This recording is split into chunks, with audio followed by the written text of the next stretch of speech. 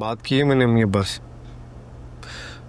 निगत भाभी और राजता भाभी ने जो फजूल बात की ना तुमसे, अब पूछेंगे उनसे।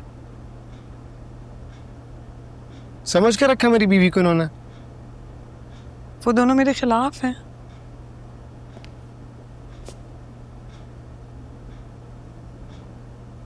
तुम बिल्कुल फिक्र नहीं करो, बस अम्मी और अब्बा को तुम्हारे खिलाफ नहीं होना चाहिए।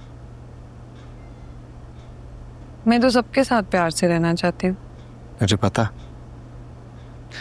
तुम्हारी सहूलत के लिए मैंने सोचा है कि हम अपनी तरफ से जमीला की सैलरी में इजाफा कर देंगे, तो वो डिनर भी बना दिया करेगी और हमारे कपड़े भी धो दिया करेगी। लेकिन उस पर तो पहले ही इतना वर्कलोड है। यार तुम परेशान ना हो, वो हिम्मत वाली है, संभाल लेगी। कैसे? हाँ, बैग लेने जा रहा हूँ, इधर ही। मुझे तुमसे बात करनी है। क्या? सिद्रा के बारे में बात करनी है। क्या हुआ सिद्रा को? पता नहीं, बात करूं ना करूं। क्या बात है, बताओ। मुझे लगता है कि ज़िशान। मेरा ऑफिस से फोन आ रहा है बार बार, आके करते हैं ना बात। क्या? Hello, coming coming coming.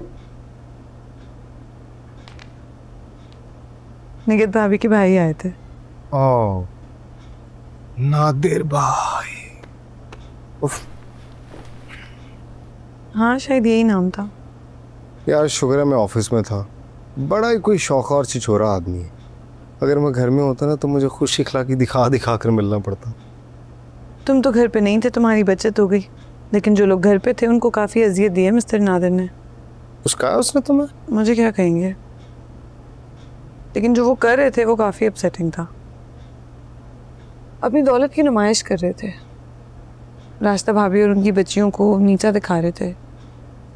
Sidra और मारिया को तरसा रहे थे। बड़ा अजीब सा सीन था। हाँ, वो ऐसे ही है यार। भाई, आपने अगर अपनी बहन को और उनकी बच्चियों को तोहफे लाकर देने तो ज़रूर लाएं, लेकिन लाउंज में क्यों? उनके कमरे में भी तो ले जाकर दे सकते हैं।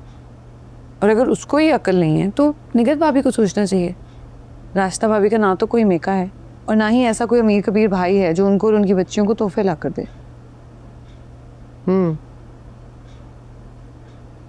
ज़्यादा ही सेंसिटिव हो रही हो। राजता भाभी और बच्चियां बरसों से देख रही हैं ये। उन्हें आदत होगी उसके शौकेपन की।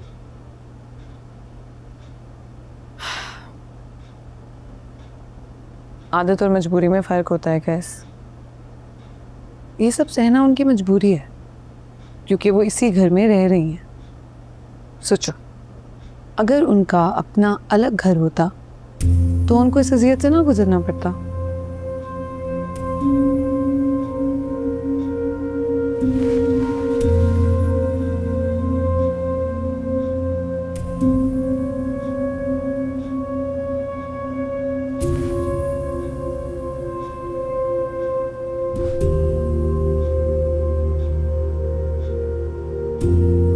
ये अपने घर की बात कहाँ से आ गई? एक मामूली सी बात पर तुम अलग घर की बात कर रही हो।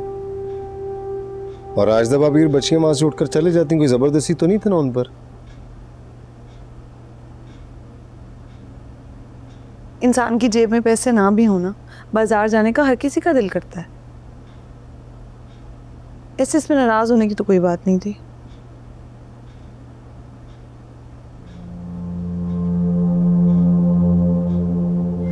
तुम तंग पड़ने लगी हो मेरे घर से और यहाँ के लोगों से।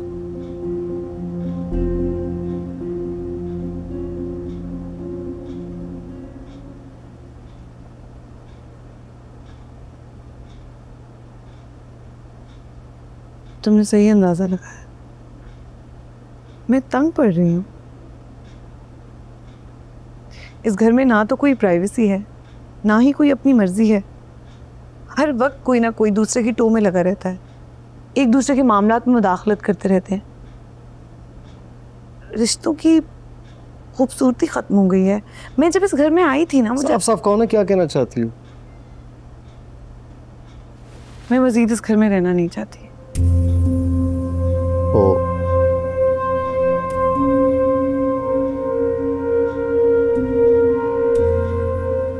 मेरी अम्मी मुझे तो बाजी और भाभीियों का अंदाजा बिल्कुल दुरुस्त है तुम्हारे बारे में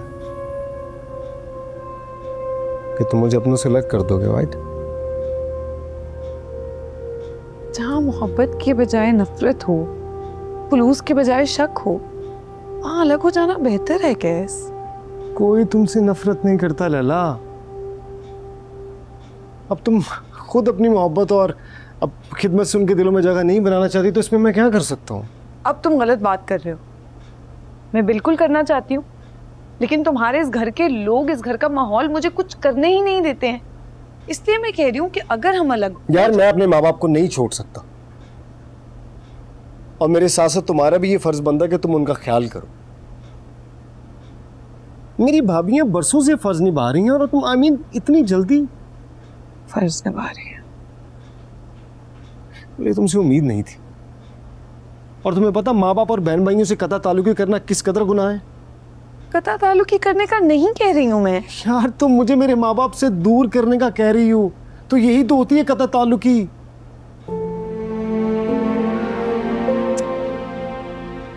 पहला आज तुमने ये बात कर ली है, प्लीज नेक्स्ट टाइम मुझसे बात ना करना। तुम्हारी इस बात से बहुत हर्ट हूं। क्या? उठो प्लीज। कैस? सब ठीक है? कुछ ठीक नहीं है, बहुत बड़ी गड़बड़ हो गई है। कैस? अब क्या हो गया यार? मैं सुबह भी तुमसे बात करने की कोशिश कर रही थी, लेकिन तुम जल्दी में थे, इसलिए बात नहीं हो पाई। तुम्हारी नींद ना खराब हो, इसलिए मैं समिया से बात करने के लिए बाहर गई थी, और ज़िशान अपने दोस्त से फोन पर बात कर रहा था। तो ये कि मुझे पूरा यकीन हो गया है कि ज़िशान सिद्रा को हरास कर रहा है।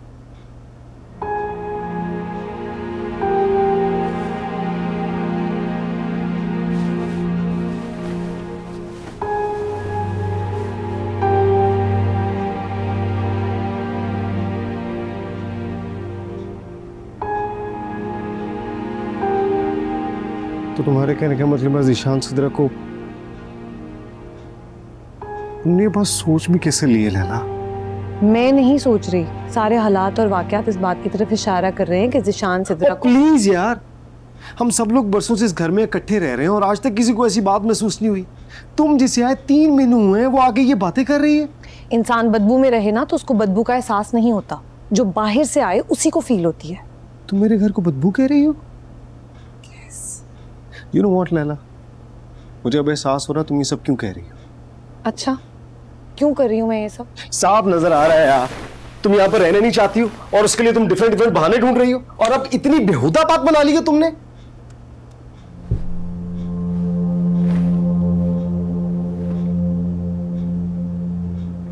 लग गया तमाशा? बोलो अब।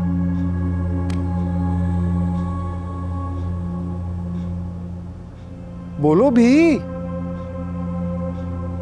तुम मेरे बारे में ऐसे सोचोगे, मुझे अंदाजा नहीं था। लैला, तुम मुझे ये सोचने पर मजबूर कर रही हो। तुम्हें मेरी घर की हर बात से, हर किसी के रवैये पर एतराज है।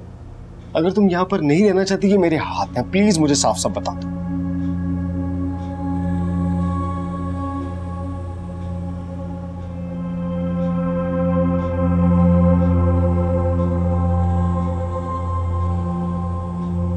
पता है कैस, मैं वाकई रहना नहीं चाहती इस घर में।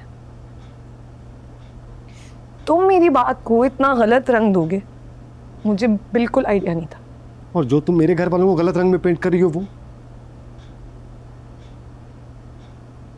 बस बहुत हो गया अब।